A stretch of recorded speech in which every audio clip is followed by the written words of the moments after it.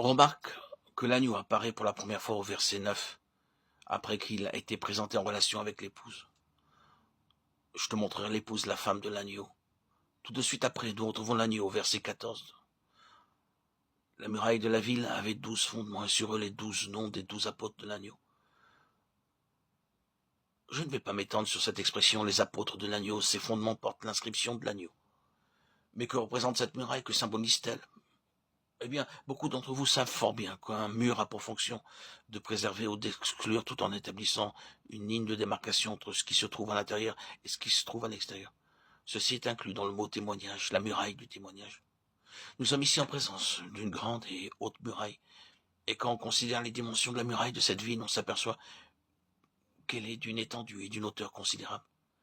Elle représente tout simplement la plénitude de l'amour de Christ. C'est un endroit immense qui contient en son sein d'énormes richesses et qui correspond vraiment, comme nous l'avions déjà dit lors de notre précédente méditation, aux paroles de Paul dans sa lettre aux Éphésiens chapitre 3, versets 18 et 19, que vous puissiez comprendre avec tous les saints quelle est la largeur, la longueur, la profondeur et la hauteur, et connaître l'amour de Christ qui surpasse toute connaissance.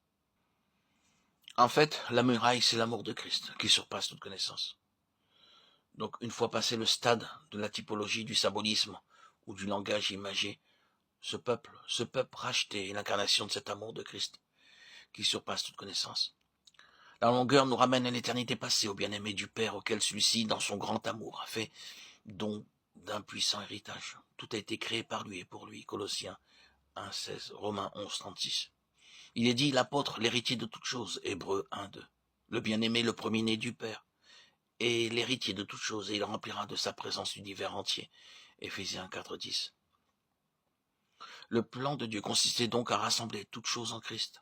Telle est la mesure de l'amour du Père pour son Fils. Le Père le présente comme son Fils bien-aimé. L'immensité de l'amour insondable de Dieu est entièrement concentrée dans la personne du Fils. Voici quelle en est la longueur d'éternité en éternité, puis sa grâce dont il nous a favorisés dans le bien-aimé. Éphésiens 1,6. En d'autres termes, il a fait de nous des héritiers de ce même amour, de sorte que l'amour qu'il a pour son Fils est transféré sur nous.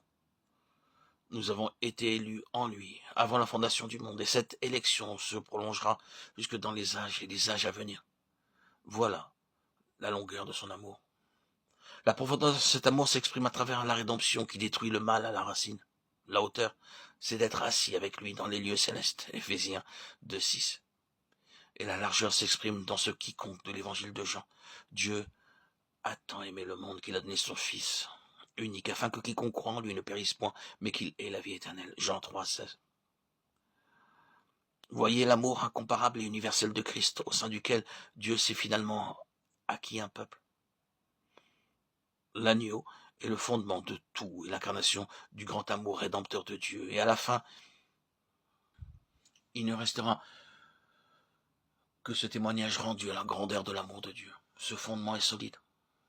Parfois, nous pouvons être tentés de sombrer dans le désespoir. Nous pourrions très bien désespérer de nous-mêmes et peut-être même des autres. Parfois, on pourrait se demander si l'on va traverser l'épreuve et en sortir victorieux. À vrai dire, de nombreuses questions se présentent à nous, suscitées par la puissance qui nous est hostile. Nous pensons à la force déployée par l'ennemi, à tout ce à quoi nous devons faire face tant intérieurement qu'extérieurement. Oui, cette puissance est colossale, mais son amour l'est encore plus. Ce fondement-là ne peut être ébranlé.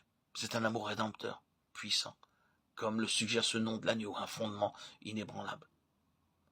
Eh bien, si nous trouvons finalement dans cette ville, n'essayez pas de vous en faire une représentation concrète. Nous sommes cette ville par pure grâce.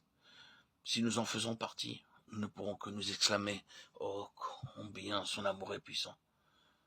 Ce fondement est sûr et solide. Cette vérité est très simple à comprendre. Et pourtant, elle contient de riches bénédictions. C'est le point de départ.